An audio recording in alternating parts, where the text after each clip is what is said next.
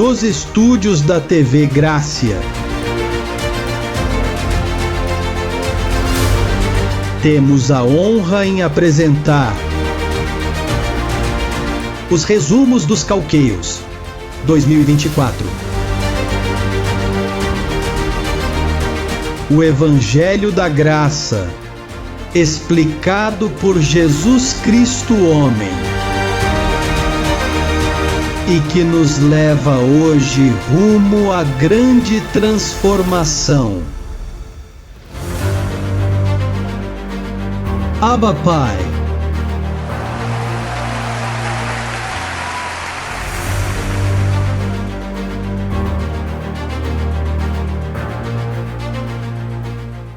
Em outras palavras, o evangelho que deram a Paulo era a explicação do reino de Deus aqui na terra. E vou lhe provar por quê. O versículo 11 diz: conforme o evangelho da glória de Deus bem-aventurado que me foi confiado. Observe que esse evangelho, quem foi encarregado disso foi Paulo, não foi aos 11 apóstolos. A mais ninguém, nem mesmo Cristo pregou isso. Cristo o escondeu nos dias de sua carne. Quando viveu aqui, ele disse: tenho muitas coisas para lhes dizer, mas vocês não as suportarão, por isso não as direi a vocês. E se ele disse, tenho muitas coisas são muitas coisas. Ora, ele estava há 3 anos com os apóstolos e disse-lhes: ainda tenho muito que vos dizer. Vejam, em 3 anos eu falei com vocês e tenho muito a lhes dizer, mas vocês não suportam. Porque era a mente natural e eles não iriam entendê-la, nem Pedro, nem nenhum dos apóstolos iriam entendê-la. Portanto, é necessário que você saiba que quando ele diz que me foi confiado, porque ele é claro, ele diz, Pedro foi confiado com o evangelho da circuncisão, mas a mim, digamos a mim. Sim, o apóstolo Paulo faz uma diferença. Você entende o que é uma diferença? Veja, a eles foi dado isso e a mim foi dado isso. Portanto, o evangelho que deram a Paulo é glorioso. Em outras palavras, quando você o descobre, você entra em uma glória, sua vida muda. A glória de Deus começa a trabalhar em sua vida e você vê mudanças em todos os lugares, porque é um evangelho de glória. Agora, o outro evangelho não tinha glória. Mas este aqui, Paulo diz que esse evangelho glorioso é o reino de Deus. Isso significa que para herdar o reino de Deus, você precisa ir até Paulo. Vamos dar uma olhada em Atos, capítulo 20, versículo 24, para que você possa ver que Paulo o chama de reino de Deus. Atos, segundo versículo da Bíblia, você pode anotar. Diz capítulo 20. Atos 20, versículo 24. Veja o que diz. Mas de nada faço questão, nem tenho a minha vida por preciosa, contanto que cumpra com alegria a minha carreira e o ministério que recebi do Senhor Jesus para dar testemunho do evangelho da graça de Deus. O evangelho de quê? Versículo 25. E agora, na verdade, sei que todos vós, por quem passei pregando o quê? O reino de quê? O reino de Deus, não vereis mais o meu rosto. Quer dizer que o reino de Deus e o evangelho da graça são sinônimos, é a mesma coisa, não é? Portanto, se você quiser entrar no reino de Deus, nós abriremos as portas para você. Você sabe que o reino de Deus tem uma chave. Pedro tinha a chave do reino de Deus antes da cruz, que era a lei, Moisés, a maldição. Mas depois da cruz, a chave foi escolhida por Paulo. Portanto, se você quiser entrar no reino, leia as 14 epístolas de Paulo, que é o evangelho da graça, e você entrará no reino de Deus. A menos que você queira entrar no paraíso. Para entrar no paraíso, você precisa morrer. Agora, quando a Bíblia diz que aqueles que praticam tais coisas não herdam o reino, isso significa que não herdarão o evangelho de Paulo, que é o reino de Deus. Há pessoas que quando leem a Bíblia dizem, olha, os bêbados não herdam o reino dos céus. Bem, claro, imagine um bêbado dizendo, estou reinando na vida, e ele se desvia, ele não pode herdar. Mas o evangelho de Deus vem e o corrige. Ei, rapaz, não beba tanto que você vai morrer. Você pode perder o fígado ou sofrer um acidente enquanto dirige. Está vendo isso? Portanto, o reino de Deus é o evangelho da graça. Digamos, o reino de Deus é o evangelho que Paulo prega. Primeira carta a Timóteo 1, capítulo 1. Vejam a importância desse versículo. Versículo 16. Veja o detalhe.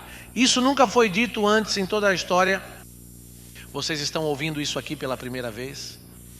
Tenho de ser claro porque ninguém sabia disso. E estou comunicando isso a vocês hoje para que possam levar isso para fora daqui e dizer: vejam o que aprendi esta noite. Ninguém sabia disso. Pedro não sabia disso. Os apóstolos não sabiam disso. Agora observe o que diz o versículo 16. Paulo se referiu a ele dessa forma: mas por isso alcancei misericórdia,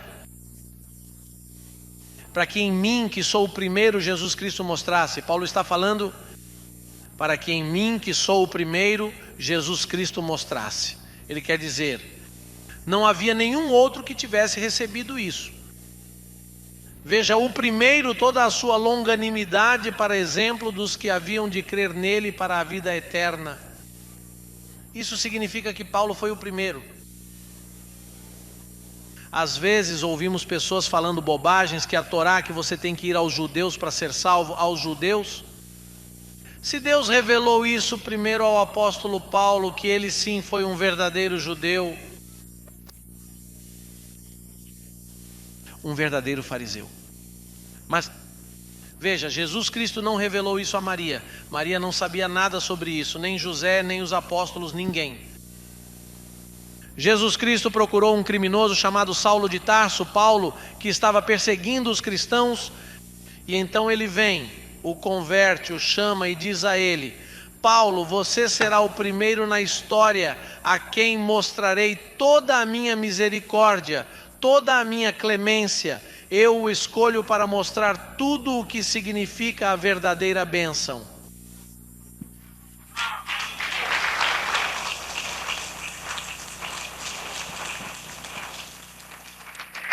Ouça, eu vou ficar aqui, vou colocar dessa forma, vou colocar de outra forma, porque você nunca ouviu isso antes. E eu tenho que me gloriar nisso, porque essa é a revelação que Deus me deu. É isso. Como um construtor, você não vê que você, a igreja de Jesus Cristo em todo o mundo, você, não eu, disse, você é o apóstolo, você é o outro, você é o construtor, você é o governante dos gentios. Bem, Deus tem que me dar material para provar a vocês. Isso é verdade porque eu nunca ouvi isso antes. Ei! Vejam o que Paulo diz. Ei, para aqueles que se opõem lá fora. Ele diz, vejam, eu fui recebido por misericórdia para que Jesus Cristo se manifestasse em mim. O primeiro, ele foi o primeiro. Mas apóstolo Paulo veio como um abortivo. Primeiro foi Pedro, foram os 12 apóstolos. Paulo apareceu mais tarde, muito mais tarde. Além disso, no dia de Pentecostes, com Pedro, a igreja já havia começado. Eles já tinham cerca de 10.000 membros. Havia muitos dos chamados cristãos. Mas de todos esses cristãos, Deus ainda não havia revelado o seu maravilhoso evangelho, porque ele o havia escondido para revelá-lo a um homem. Deus trabalha com homens. Deus escolhe os homens. Deus não vai falar com qualquer um, ele escolhe um homem, um ser humano, semelhante às paixões de Elias, e o escolhe. E ai de quem se meter com esse homem. Veja o que diz no capítulo 1, versículo 11. É onde todos nós estamos. Mas faço-vos saber, irmãos, que o evangelho que por mim foi anunciado não é segundo os homens. Versículo 12. Porque não o recebi nem aprendi de homem algum, mas pela revelação de quem? De Jesus Cristo. Então o que acontece? Paulo aparece e então ele diz, olha, Jesus Cristo apareceu para mim pessoalmente, assim que eu sou discípulo dele já ressuscitado. Ele não subiu a Jerusalém para que Pedro dissesse, olha Paulo, isso é assim, isso é assim, isso é assim. É por isso que eles tinham inveja, porque eles eram as autoridades e todos que chegavam Ali tinha que se reportar a Pedro, a João, a Santiago. Mas o que acontece? Que Paulo não se reportou. Eles disseram: ei, o que há de errado com esse cara que dizem que ficou cego ali no caminho para Damasco? E Ananias nos disse que ele se escondeu ali, porque a luz que lhe deu tirou sua visão e ele está cego. E então Ananias disse: olha, eu sei que é verdade, eu orei por ele e ele recuperou a visão, mas ele foi para uma montanha ali na Arábia, onde Moisés recebeu a lei, onde ele recebeu as tábuas, que é onde esse louco está. Mas lá Jesus Cristo apareceu a ele.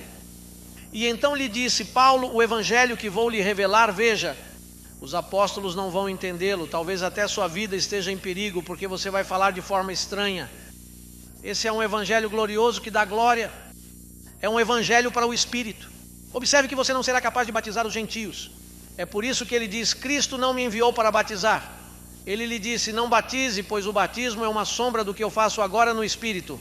E então Paulo lhe perguntou: então não há batismo nas águas? Ele respondeu que não. É por isso que João Batista disse: eu preciso diminuir. Aquele que estava batizando na água disse: eu estou diminuindo. E ele cresceu, porque eu ressuscitei, eu cresci. Você não pode batizar na água. Mas como vou convencer os apóstolos disso? Bem, não vai ser fácil. Eles vão dificultar as coisas para você. Mas tente estabelecer uma base, porque você escreverá um alicerce e caberá a outra pessoa construir. Na última trombeta, alguém virá e eu o escolherei para explicar o que vocês deixarão codificado lá. Cegarei o entendimento do mundo inteiro para que ninguém entenda por 2000 anos.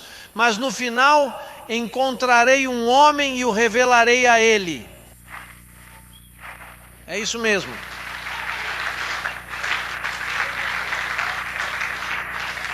Portanto, no capítulo 1, versículo 1, veja o que diz: Paulo, apóstolo, não da parte dos homens, nem por homem algum, mas por Jesus Cristo e por Deus. Isso significa que Paulo foi escolhido. Mas eu tenho que dizer o que Paulo diz. Gálatas 1:1, Paulo, apóstolo, não da parte dos homens, nem por homem algum, mas por Jesus Cristo e por Deus Pai, que o ressuscitou dentre os mortos.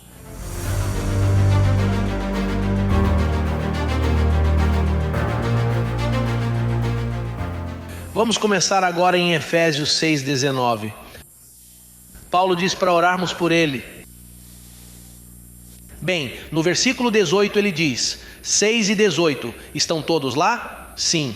Ele diz: orando em todo o tempo com toda a oração e súplica no Espírito e vigiando nisto com toda a perseverança e súplica por todos os santos. E por mim, notem, Paulo diz, orem por mim. Com que propósito? Veja, e por mim, para que me seja dada no abrir da minha boca a palavra com confiança, para fazer notório o mistério do Evangelho. Então, o Evangelho é o quê? Agora, por que as pessoas nos chamam e não nos entendem? Porque é um mistério, e um mistério é algo oculto à razão humana.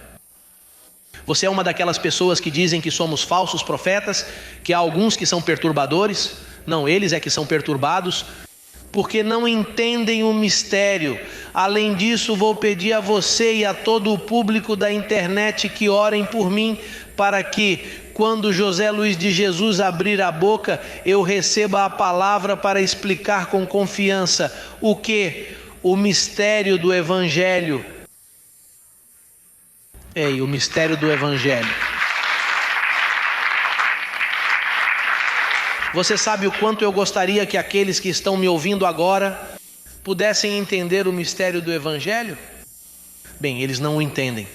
Veja, parece que eles têm os ouvidos cheios de cera religiosa, ou cheios da lei, ou cheios de Moisés. Eu não sei do que eles estão cheios, mas não é de Jesus Cristo. Não é de Jesus Cristo.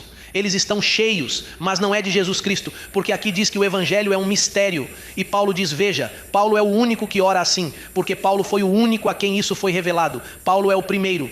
Pedro não entendeu, João não entendeu, Tiago não entendeu, Moisés, ninguém havia entendido isso. Paulo é o primeiro que Deus escolhe para mostrar o mistério do Evangelho. Então, no capítulo 3, veja como ele diz, por favor, ouçam, aqueles de vocês que estão me ouvindo no rádio, na televisão, vejam, amem a si mesmos, por favor, entendam isso. Vejam o capítulo 3, vejam como está escrito no capítulo 3, no versículo 2 em diante. Bem, vamos ao versículo 1 para que eles não fiquem questionando porque você não leu o versículo 1, porque é um problema. O povo está tão perturbado, você sabe, é um povo em confusão. Sim, é um povo em confusão. Eles querem sair da confusão e não sabem como. Veja como diz: por esta causa, eu, Paulo, versículo 1 do capítulo 3 de Efésios. Por esta causa, eu, Paulo, sou o prisioneiro de Jesus Cristo por vós, os judeus, os gentios. Senhores, isso é para nós, para os gentios. Isso não é para os judeus, isso é para nós gentios. Ele diz. Agora vejam o que ele diz: se é que tendes ouvido, porque há muitas pessoas que não ouviram. Paulo naqueles dias disse: não sei se vocês ouviram o que aconteceu comigo.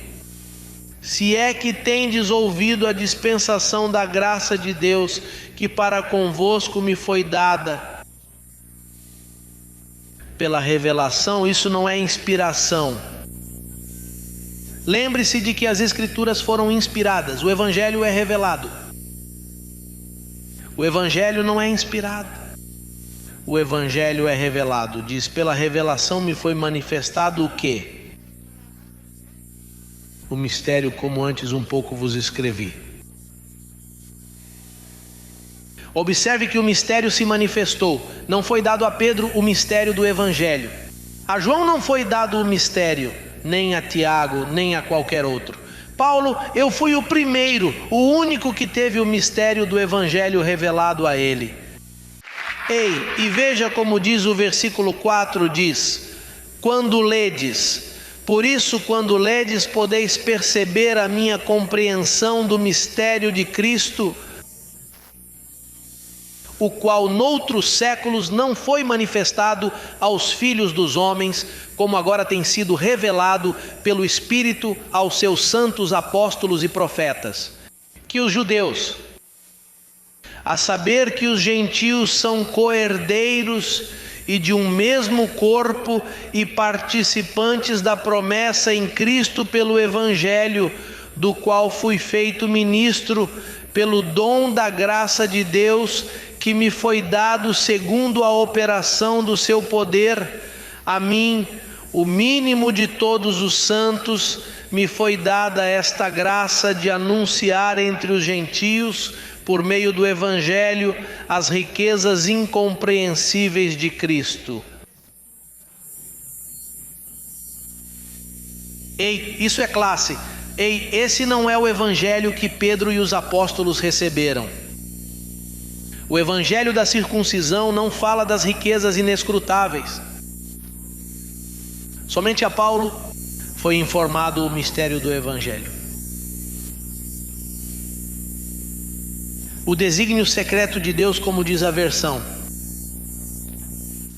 Veja como está escrito no versículo 9: e demonstrar a todos qual seja a comunhão do mistério, que desde os séculos esteve oculto em Deus, que tudo criou por meio de Jesus Cristo.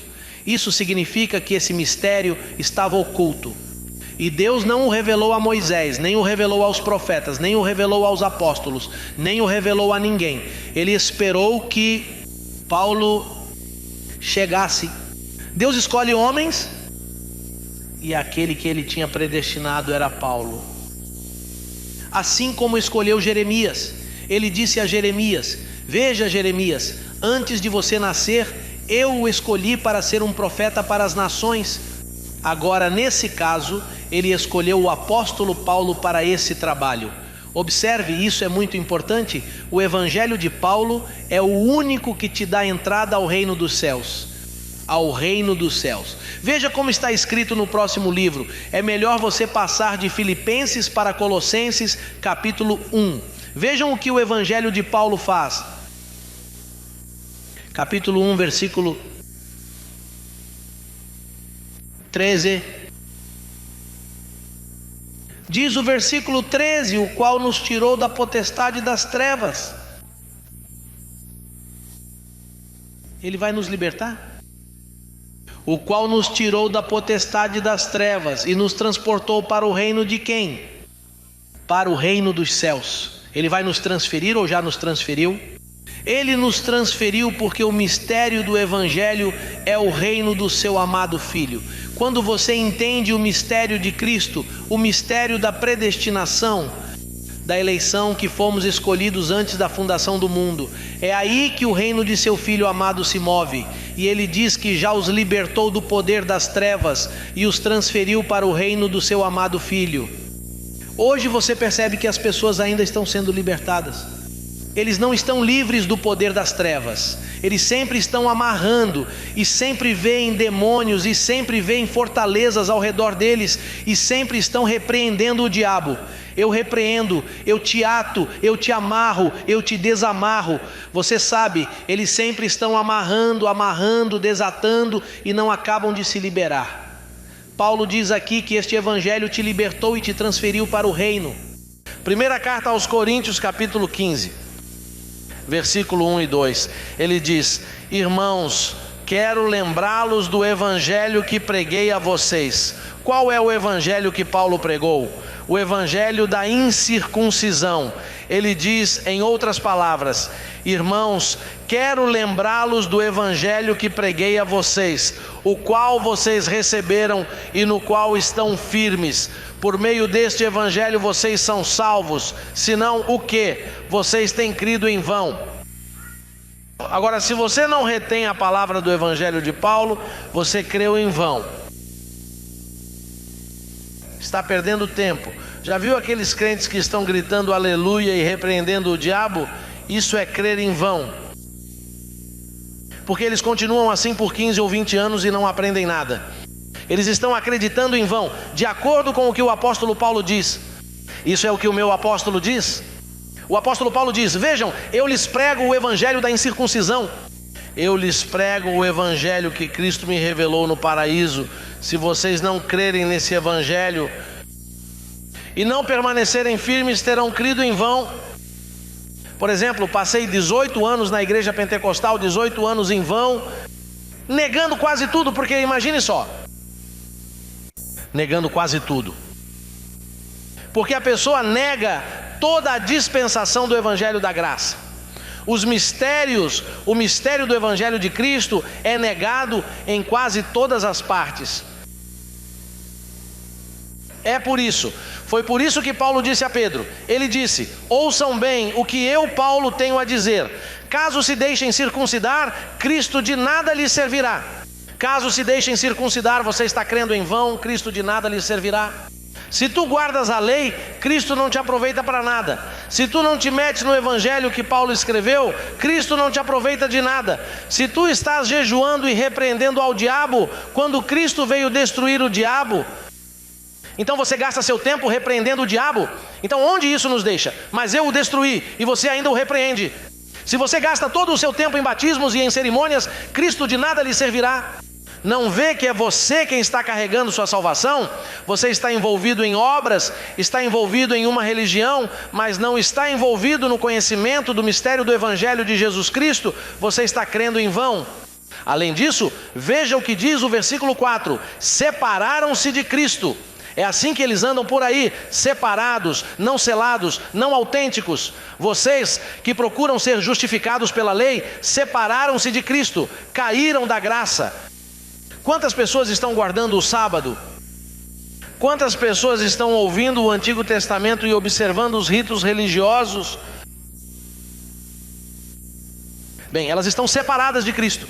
Para que você se una a Jesus Cristo, a primeira coisa que precisa fazer é entrar, veja, de Romanos a Hebreus. Você deve estudar esses 14 livros, se alimente dessas cartas paulinas, para que o evangelho, o mistério do evangelho te consuma e forme Cristo em você.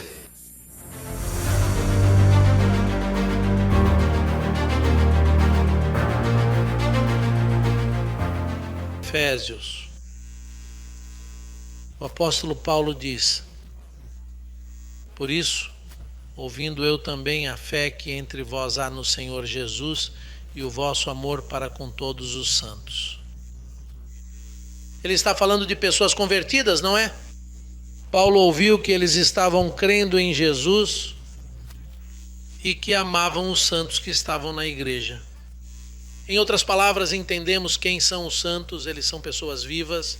Há uma religião que chama de santos aqueles que morrem, mas aqui são os vivos. Paulo chamou de santos os que estão vivos. Sim, imagine que se você morrer, você já está glorificado.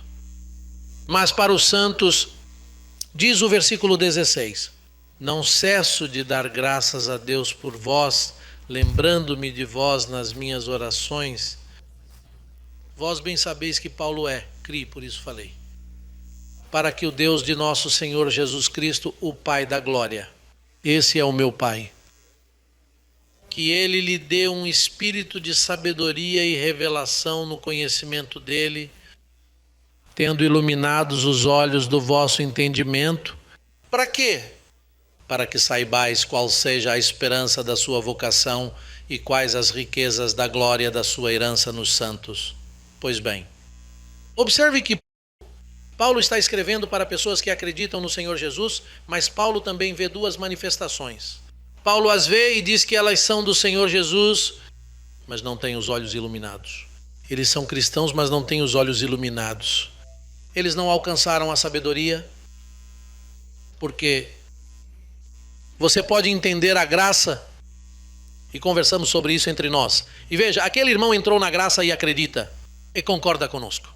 Mas se não está iluminado, qualquer coisinha te move. Como Barnabé, veja, Barnabé estava com Paulo, mas Pedro conseguiu arrastá-lo com sua hipocrisia.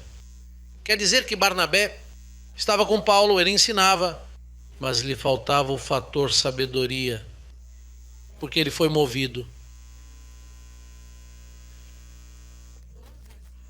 E no ministério Crescendo em Graça, há pessoas com quem às vezes conversamos, mas elas não são do mesmo espírito. E creem no pacto, confessam e... Veja, você é Deus para mim. Mas se eles apertarem isso, você é Deus para mim, eles fogem. Porque não estão iluminados. Portanto, essas pessoas são fáceis de mover-se, estão como nós, e cooperar e semear, mas se não estão bem iluminados. Às vezes tento explicar isso, é como o olho. Às vezes você fala com pessoas que têm um filtro em seus olhos, que não permite que você alcance o filtro que deseja alcançar. Já reparou que às vezes quando você conversa com um membro da família e diz, olha, você consegue ler isso aqui? Veja, diz aqui que Cristo tirou o pecado do caminho. Sim, mas, então se você o remover, isso existe? Não pode ser porque ele o tirou. Sim, ele tirou isso do caminho. Cristo é o Cordeiro de Deus que tira. E o profeta disse que ele tirará o pecado da terra quando for para a cruz em um dia. Sim. E o que você quer dizer com isso? Que não há pecado. Não é assim. Existe pecado. Então você percebeu que estava falando com o primeiro filtro, mas não chegou ao segundo. Veja o que o Lucas diz. Veja. E ninguém, acendendo uma candeia, a põe em oculto. Ei, isso é 33? Bem, vamos ler na íntegra. Nem debaixo do alqueire, mas no velador, para que os que entram vejam a luz. 34. Isso é a lâmpada do corpo, é o olho. Ouçam. Quando o seu olho está bom, também todo o teu corpo será luminoso. Mas quando o seu olho é maligno, também o teu corpo será tenebroso. Sim, é verdade. Você pode estar na graça, mas se não tem os olhos iluminados quando vê coisas à sua volta, você está cheio de escuridão e você diz, aqui. E você vê o pecado. Bem, observe que os apóstolos não eram iluminados. E quando Paulo ministrou, eles disseram, esse é um ministério de perdição. É um sinal. Há pecado ali. Porque os olhos não foi iluminado, não alcançamos o segundo filtro. Agora, aquele que está bem iluminado, ele não olha com o olho físico, ele vê com o olho do entendimento. E quando alguém lhe fala alguma coisa, você diz, tranquilo. Não, mas veja, eles dizem, Tranquilo, há uma explicação para tudo. Dê a ele tempo, espere vários meses e você verá os resultados. O tempo fala. Não olhe para ele com esse olho, pois se você olhar com o primeiro olho, aquele que Satanás lhe deu, aquele que Adão lhe deu, com aquele que ele lhe deu, com aquele olho, rapaz. Veja. Aprendo em todos os lugares. Aprendo com meus colegas, com ministros, com bispos, com irmãos, com todo mundo. Eu observo, e o Senhor sempre me diz, tenha cuidado com seus olhos, José Luiz, usar o meu. É por isso que você vê que às vezes eu procuro os óculos. Deixe-me colocar os óculos de Deus. Espere por isso. Eu não vejo bem. Porque se você não usar, você não passa. Veja o primeiro passo que alguém dar é aceitar a graça. O segundo é virar o olho. Se você não virar o olho, se você não virar os olhos, não se verá por dentro. Por dentro você se vê assim, eu sou um miserável, não sou bom, veja o que aconteceu comigo. Veja o que aconteceu comigo, veja como me comportei aqui. E é só isso que você vê, é só isso que os olhos, você tem que virar o olho. Ficar vesgo, não sei, é algo que você tem que fazer. Estamos falando figurativamente, mas não se trata apenas de dizer estou na graça. E quando os olhos de um irmão não estão iluminados, há consequências. Escrevi algumas delas aqui. Você não vê Deus. Não consegue ver que está olhando para Ele. Se você lhes disser que o apóstolo é o filho do homem, comece a olhar para ele com o olho que Adão lhe deu. Número 2, você não se aperfeiçoa. Você não se aperfeiçoa. Veja, diz que o próprio Jesus de Nazaré teve de ser aperfeiçoado. Você sabe o que significa ser aperfeiçoado? Aperfeiçoar é quando uma pessoa tem a capacidade de olhar para dentro. E então a pessoa passa pelo véu. Como você vai criticar o que Deus escolhe? Se você olhar com os olhos de Adão, você vê errado. Mas se você olhar com os olhos de Deus, você diz tesouros em vasos de barro. Mas o seu olho pode te prejudicar, porque o olho é a lâmpada de seu corpo. E se você não estiver bem fundamentado nesta palavra, você não está firme, e qualquer coisa pode te mover. Temos, pois, um grande sacerdote sobre a casa de Deus. Sim, aproximemo-nos de Deus com um coração sincero e com plena convicção de fé, tendo os corações aspergidos para nos purificar de uma consciência culpada e os nossos corpos lavados com água pura. Retenhamos firmes a confissão da nossa esperança, porque fiel é o que prometeu. E consideremos uns aos outros para nos incentivarmos ao amor e às boas obras, não deixando de congregar, como é costume de alguns, mas procuremos encorajar-nos uns aos outros ainda mais. Quando vocês veem que se aproxima o dia, então devemos concluir que uma pessoa que não é iluminada não vai entender você. Você tem que ter, ouça isso, Paulo diz, se o Pai da Glória lhe der espírito, você não pode lhe dar isso. Você conversa com a pessoa e explica até que um dia Deus dá a permissão. Muito bem, hoje eu vou iluminar essa pessoa. É por isso que Paulo estava dizendo a Timóteo, e escape do laço do diabo, onde você está preso, e que Deus lhe conceda o arrependimento. Não para a salvação, porque para a salvação você não se arrepende, você se reconcilia. Mas para que se arrependam do laço do diabo, isto é, da cegueira que eles têm, porque são pessoas que não são iluminadas e criticam este ministério, isso para eles é inferno, e veem o mal em toda parte. Quem é iluminado vê bem. e diz: fulano, estou feliz por você estar feliz, estou feliz que as coisas estejam indo bem, estou feliz que as coisas estejam indo melhor. Às vezes isso vem acompanhado de muitas tribulações, mas chegamos lá. Porque é necessário passar por muitas tribulações para entrar no reino, para reinar. Você passa por situações, mas assim é a vida dos escolhidos do Senhor.